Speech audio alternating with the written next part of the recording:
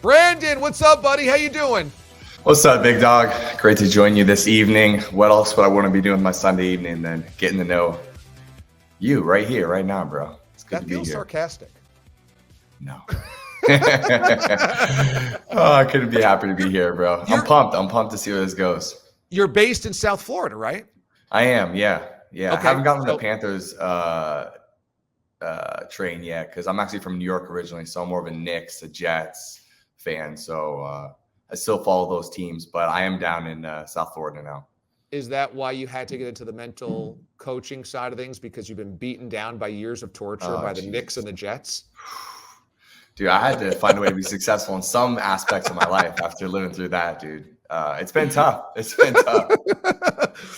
What was the most painful moment of your childhood watching those teams, and some specific failure or loss or a player that left or got injured? What was the most painful moment as a sports fan growing up?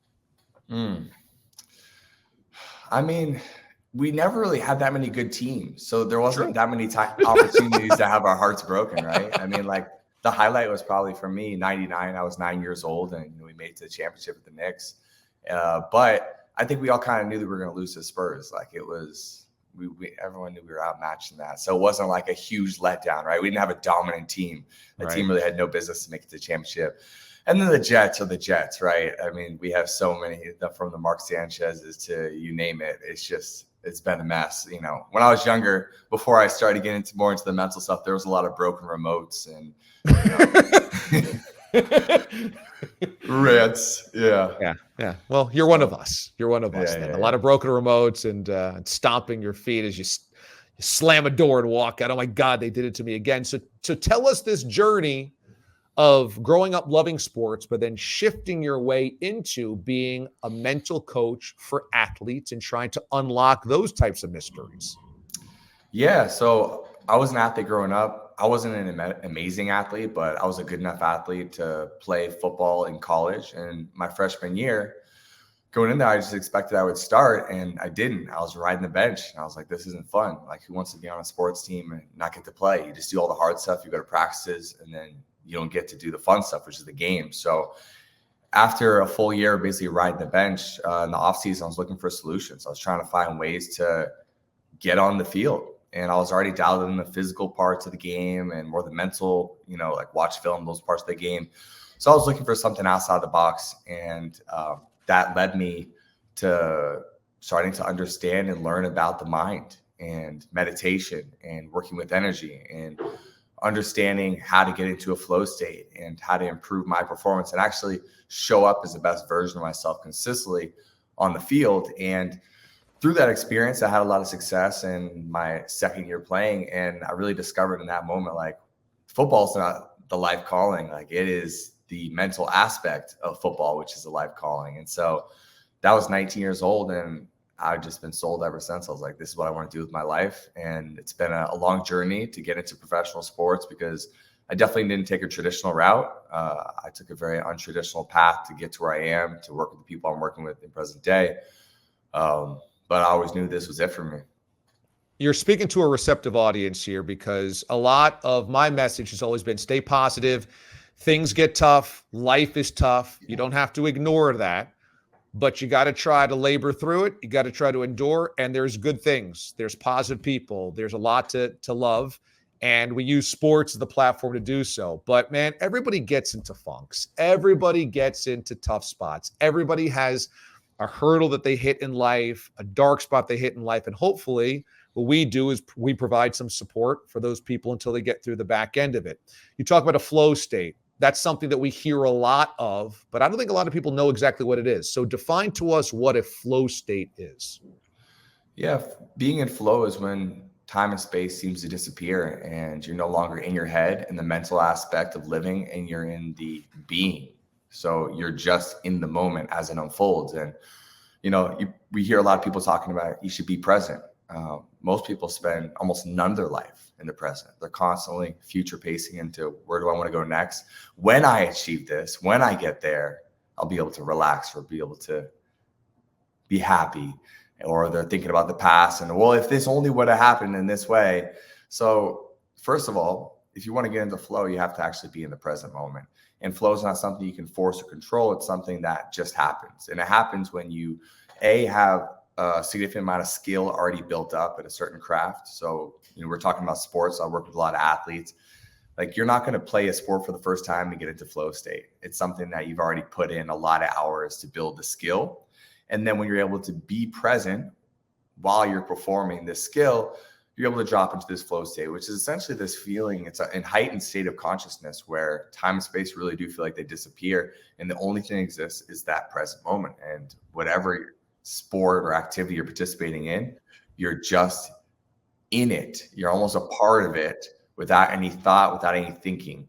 And really, I work with a lot of fighters. Like, they have to be in flow state whenever they're fighting, because you don't have time to think to yourself, let me slip this punch and then counter. No, that has to be built into you. You have to be so deep into the present in this flow that it's happening automatically. And of course, the only way for that to happen is to have significant skill. So to answer your question, flow state is getting into the present moment, having enough skill so you're able to actually just surrender to the experience and then just play, just be with whatever you're doing.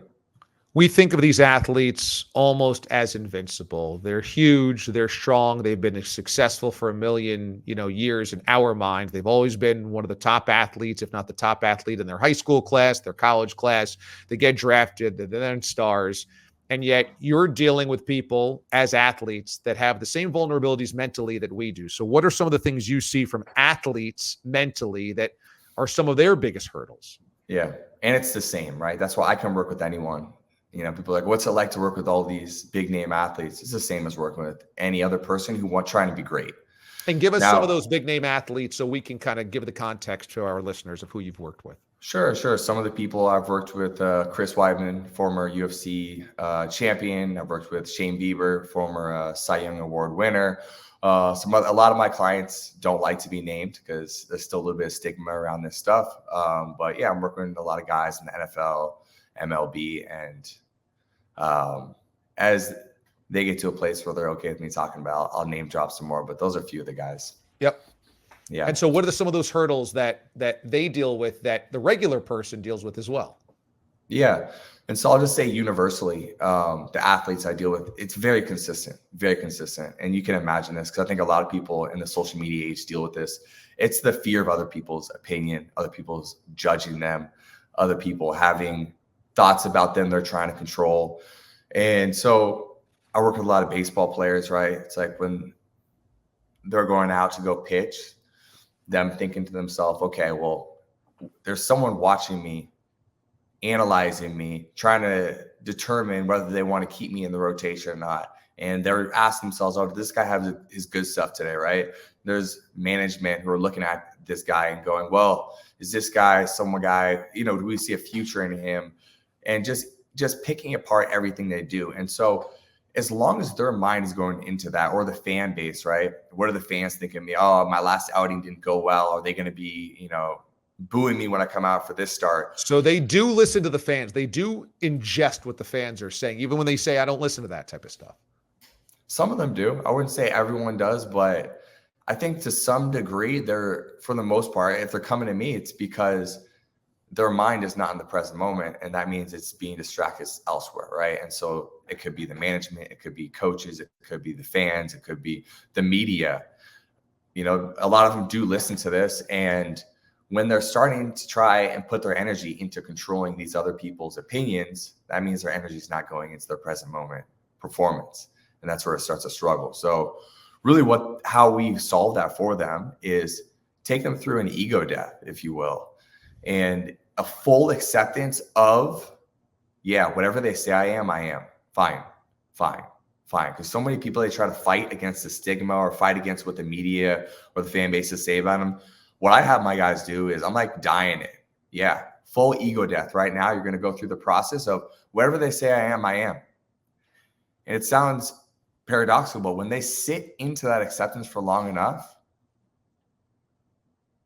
they release it and they don't care anymore. And they can just move on with their life, because what you resist persists. Whenever you try to fight against something, that's what actually builds attention and gets you in your head. when you accept it, it can actually change. You can release it. You can move on with your life. And so that's a big thing for them. Is like, I don't have them try to rewrite a story about what other people think about them. I'm like, fine. If they think that about you, then they do. If they think it's true for them.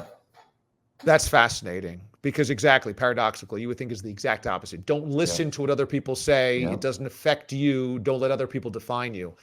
I want to specifically speak about social media because I struggle with this. For my job, being on Twitter, being on Instagram is an extension of what I do, connecting with listeners, connecting with fans, promoting this project, promoting my SiriusXM show, etc. This is what we're doing. This is how we're doing it. Check out what we did. This is my opinion on this. And yet, social media for a lot of people can be very toxic. And of course, there's negativity that comes my way as well. And I go, is this good for me? Is it ultimately a win, or am I ingesting all this negativity, whether it's directed at me or the negativity that just exists out there, people fighting, opinions, polarization, politicization? Is that good? And I want to know, what's the healthiest way for all of us to digest social media? Is it just cutting cold turkey, or can we use it and use it in a healthy way? I guess we'll see. I think it comes down to the individual.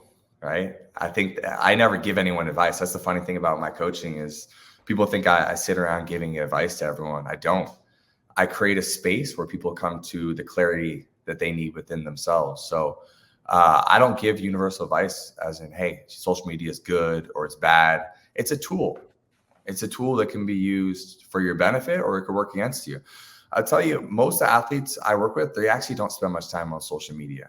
I think that there's a number of them who are very active, are constantly tweeting, constantly posting stuff that we think about them. But a lot of pro athletes, they're not. They're very inactive on social media. And I think the reason why they do that specifically is because they want to have a clear mind. Because if you're a Major League Baseball player, like the contracts are so big these days, like you could be making ridiculous money, tens of millions of dollars, hundreds of millions of dollars. So what do you really get from social media, right? You're going to get a brand deal. You're going to get a $10,000 deal, a $50,000 deal versus if you just shut it off altogether and you go perform and you just are in your tunnel vision the entire season, you could go make $5 million. You don't need to worry about social media. So it really comes down to the individual. For me personally, I'm still putting my reputation, trying to get my reputation, my word out there. I'm trying to get the book out there. So for me, there's no place where I'm going to get $50 million for talking about this stuff, right? I need social media as a platform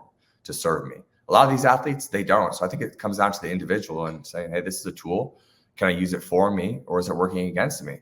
If I didn't need social media for the work I'm doing, I probably wouldn't spend much time on there. But it's a very useful tool, especially for communicating with some of the athletes that I work with and prospecting.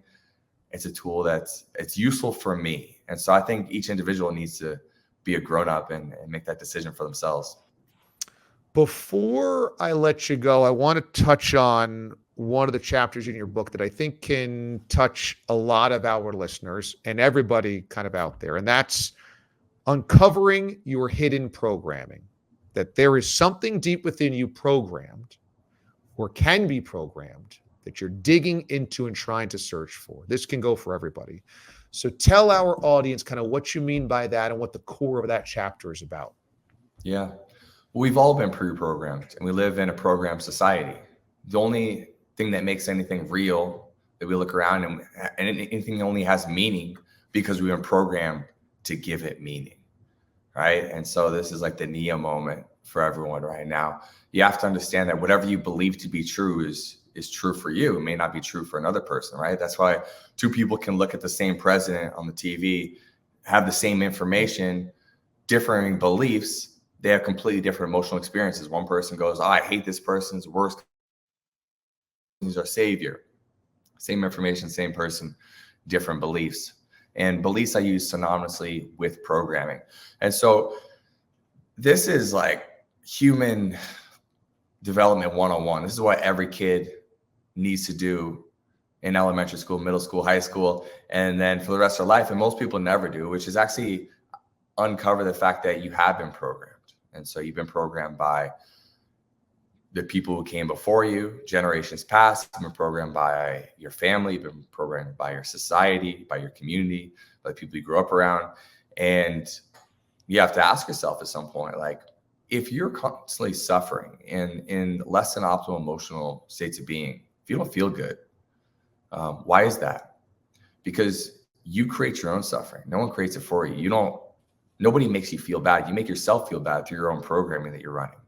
And so this is the awakening path, right? Like the Buddha, the awakened one, that's what Buddha means. It means that you just realize that, oh, okay, I create everything in my own reality. I create my own emotional experience, and it's a byproduct of this programming. And so ask yourself, what do you believe to be true? And go through it. It's a process, right? That the book is really a playbook for anyone to go through that process of understanding what their beliefs are, and then deciding whether they want to keep those, or if some maybe are working against them, then get rid of them. And that's the core of the work that I do with professional athletes.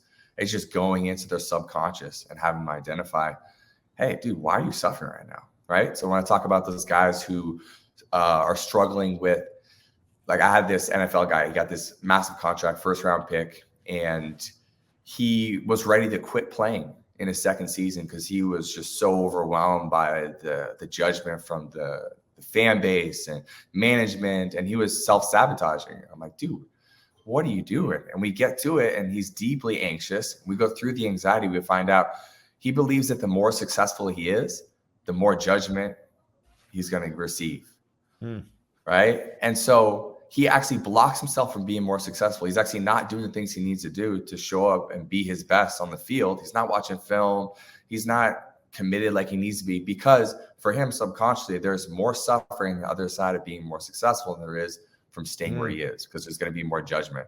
So we back ourselves into all these corners as human beings of developing these beliefs that work against us. For him, it was like, dude, you have this massive career ahead of you. Like, this is the game you love. This is the game you wanted to play for the rest of your life. You're ready to quit right now. And it's because that one piece of broken programming that was making him feel like this is my only option.